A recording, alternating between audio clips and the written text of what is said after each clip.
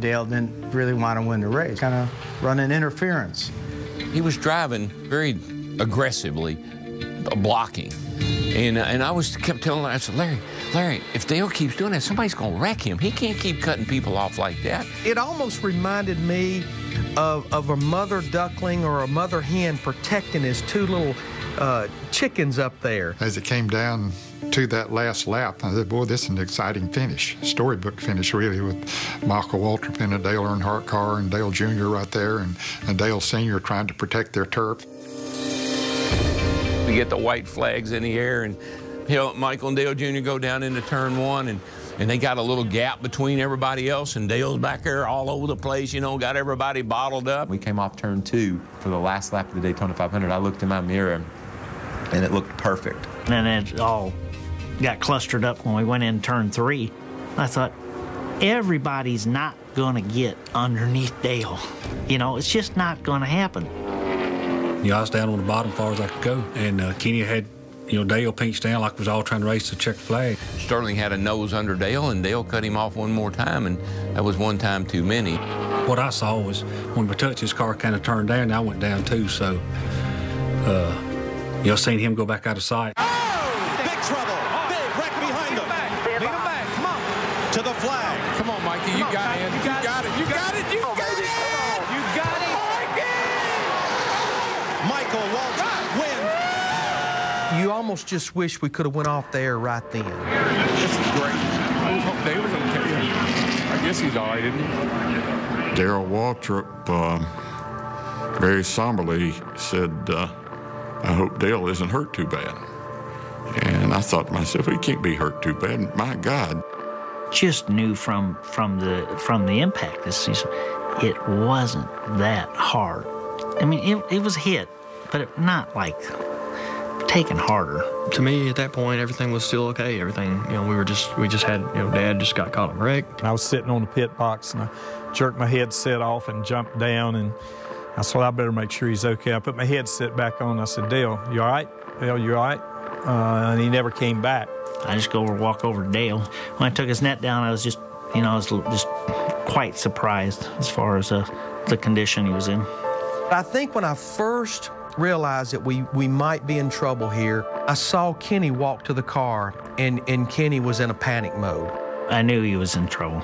I knew he was in big trouble. You're looking inside turn 3 where rescue workers are helping Dale Earnhardt to get out of his car.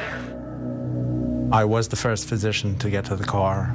We very quickly realized that he's not breathing, and so we started CPR. We look in the booth, and we're looking on the monitor. I didn't realize the first couple times, but about the time Dale hits the wall, Kenny Schrader hits Dale. And so not only did he go forward, but then he went that way. That scared me. Basically, once we started the CPR, it became very apparent that he had a basal skull fracture. At that point, he basically was a cardiac arrest, and therefore spending more time at the scene is not going to benefit his situation. While Earnhardt's driver, Michael Waltrip, celebrates, Dale Earnhardt rides the back of an ambulance to the Halifax Medical Center. Kenny Schrader called me around to the side and said, I said, it's not good. He said, well, I mean, we're going to be out for a while? And he was white as a sheet. And he said, and it just don't look good.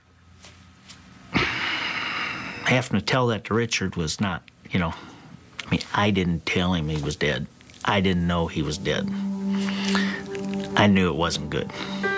As I was in Victory Lane, I just thought, I began to wonder more and more as time passed why Dale wasn't there and why Dale Jr. wasn't there. The first familiar face I saw was Schrader. Dale had just been, what I thought would probably wind up being fatally injured. And Mikey just won Daytona 500 his first race. It was no decision. I needed to be down there, talk to Mikey. The moment in Victory Lane when I grabbed Schrader and I'm smiling, and I was like, can you believe this? And he just didn't look right to me. I get to come up and tell him that. I mean, it's just, I just felt so sorry for Mikey. He said, Dale, it's not good. Just know Dale's hurt. It's not good. And then And he said, "I love you," and left. They had the cameras on Dale Jr. and Teresa rushing in to the hospital. That's when I started praying. One minute I'm going to Victory Circle, and the next minute I'm in a car headed to the hospital to check on Dale and see if what they're telling me is really true. I would say it was probably an hour or so. I was sitting there with Dale Jr. and a few of us sitting in the room together, and when they came in and told us that we lost Dale. The first time Buffy and I were alone, I said, "He's going to be okay, right?" You know, I knew he was hurt, but I just was hoping that it wasn't the worst. And she said, "No, he's dead." This is undoubtedly one of the toughest announcements that I've ever personally had to make. But after the accident in Turn 4 at the end of the Daytona 500, we've lost Dale Earnhardt.